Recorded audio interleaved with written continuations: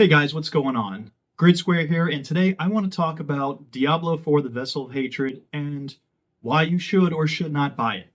So before I even get into the description, I'm just going to go ahead and save you some time because this is going to be a talking head video. I'm not going to have any gameplay or whatever behind me. It's sort of a thing. I just want you to really listen. The TLDR is, if you are a single player person who just enjoys game for the story elements and the content that's in there, and then you have no desire to do any kind of multiplayer or in-game grindy stuff, then Diablo 4's expansion is just not going to do it for you, because the campaign, which had a decent amount of quests that I thought, a few good cutscenes, voice acting was pretty good. Unfortunately, the story's kind of whack, as you've seen in many other videos. So if you're just a single player only person, the game's going to suck, and it's not worth $40 for you, and you're going to not really have a good time. Now, for those of us who actually play Diablo-like games for the in-game grind, which is you complete the story and then you're just constantly grinding the stuff. You're grinding the same content, hits, dungeons. You're just doing all this stuff to farm up more keys, to farm out better gear, to min-max your stuff, and to see how high you can push. And frankly, this is the thing that I laugh about when I see all these people complaining about how bad Diablo is with the new expansion. And I'm just like, realistically, Diablo has been out for a while now. And especially with Diablo 3, like, you never played once you played the story when it came out, like, that was it. You never played quests again, and you never gave a shit. You played it for the seasonal content, for the in-game grind. So when these players came to Diablo 4, and then they start complaining about the lack of story, and I have to wonder, like, just what kind of amount of retard nerd is out there. Because if you came into Diablo expecting something else, like, it's not that. And none of these, ARPGs are anymore. All right. And this is another video I want to get into later when I talk about it. It's just, this is the design of games these days. It's kind of like the gacha stuff. Everything is driven around season passes, cosmetics, and it's just microtransactions. Whether or not you agree with it or like it, it doesn't matter, because that's just how game companies are. Do I like it? No. There's some cool skins every now and then that they drop in these games. I think they're grossly overpriced. But again, it's your money, your time. You do what you want with it. But unfortunately, complaining about it is not going to change anything.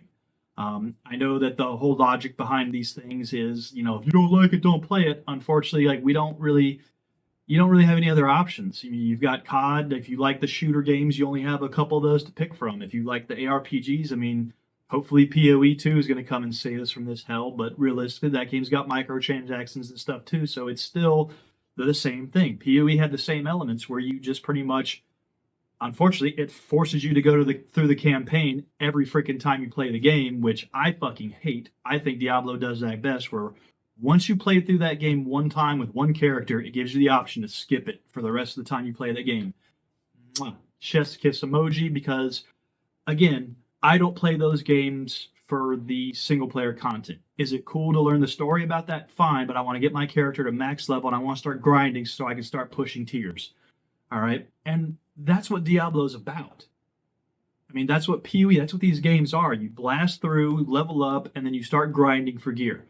Destiny 2 is another great example of that sort of genre. It's another game that I enjoy from time to time. I play it for about 2 months a year when a new expansion comes out, and it's the same thing. You get to your level, you unlock all the shit, and then you're just pushing challenges, and you're just farming gear to min-max the stats on stuff. And that's what it's about. But you're repeating the same content over and over and over again. And whether or not you're just complaining about the story, it's like, okay, was the raid good? Were these dungeons okay? The stuff that I'm going to be grinding over and over again, I want that to be good. So going back to it, like, if you're a single player person, don't buy the fucking game, because it's not worth $40. If it was $10, that's, to me, like, it's a $10 experience for the couple of hours you'll take just to blast through that campaign. I thought it was cool. But again, for me, I was to the point where I'm like, damn, I really want to get through this campaign so I can just get to the fucking grind and then start that. And that's what Diablo is about. So when I see all these nerdy people and these review bombers, and even on Steam, I find it interesting and ironic that people are complaining about, oh, how bad the writing is, how bad the character development is. Like, that's not why we play these Diablo games. ARPG, that's not what they're designed for. And everybody who plays it knows that. Like, I literally, when I saw Co Carnage's video this morning, and that's what made me want to do this. I saw Co Carnage's video, and I even think Asmongold reviewed that video or something from a thumbnail I saw. And from when I watched Co Carnage's video, he was complaining like about I play it for the story and blah blah blah. Like, cool, bro. You're the like 1%. Like, you're one of the few people that gives a shit about that. The rest of us are playing that for the endless grind. You know, it's sort of the same way with World of Warcraft. I also enjoy that one with the new expansion. I haven't played WoW in almost 3 years, and when War Within came out, I jumped on that. Because guess what? It had a pretty cool campaign. You blasted through that. 1,000 quests, it seems, which I'm halfway through those. But, you know, once I got to max level, then what it is, it's grinding dungeons to push mythic pluses, to do the raid and delves, and there's all this new content to grind so you can min-max your gear. And that's what most of these games are about now. You know, and at least thankfully with Warcraft, you know, there's a little bit of transmog skins and stuff which you can get. So there's not a lot of microtransactions, but the game itself, which for the years always has, makes a lot of money on character transfers and doing things with your account. Diablo, on the other hand, I think the microtransactions in there are so grossly overpriced, and I feel this way with most of the new games. Is, you know, the skins and the microtransactions are just way too much. And even for those of us, like, if you've got a good disposable income, where yes, I can afford to buy every skin in this store, I don't want to pay that kind of money for stuff that I'm really not going to look at when my character's this big on my monitor, you know. And I just wish they would focus more on stuff in the game than trying to make money off of it. But again, that's just the future of gaming, and I digress. Back to Diablo 4.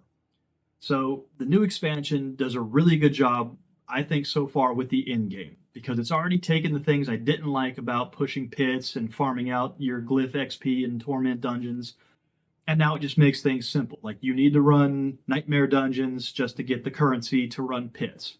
So you can, for like 2 hours, spam some easy nightmare dungeons on whatever torment level you can handle. Spam those for 2 hours, and you've got, you know, several dozen or maybe a couple hundred if you're fast tokens. So now you can run pits in order to level up the glyphs that you have and then get mats and stuff. And then once you're doing all that, now you're getting the compasses to go run the infernal hordes, which awards you with all sorts of good mats, pretty good gear caches, and then gold if you need it. And again, like, the game gives you a lot of ways. Like, if you need mats, it gives you ways to farm the mats by running this content. If you need gold, you can farm gold through doing the content. So they've done a really good job adjusting and tweaking things for the end game to where it's sort of efficient. Like, I really only need to do 3 or 4 activities to farm something. And if I have a specific goal, like right now, I've got pretty decent gear on my Spirit Walker in the evade build that's overpowered right now. So I'm farming like pit 50s in sub 60 seconds, and that's fine. I like that, because if I can clear a pit in 60 seconds to level up some glyphs, it's fine. It's decent amount of XP, decent amount of gold, a little bit of gear at the end, but that's fine because it's quick, efficient content, and that's what I like. And I know I can push higher, but right now I'm just going for efficiency and just, you know, spamming to get all this gear and crafting materials, because it is very expensive now with how they've done masterworking and reforging. And again, I think they've improved the system quite a bit, and it's come a long way. When the game came out a little over a year ago, it was in a really shitty state, and I was very fortunate enough. I got to alpha and beta test it, and I was very pleased to be a part of that. And I already said, like, the game is going to be in a really, and it launched in a really rough state of affairs.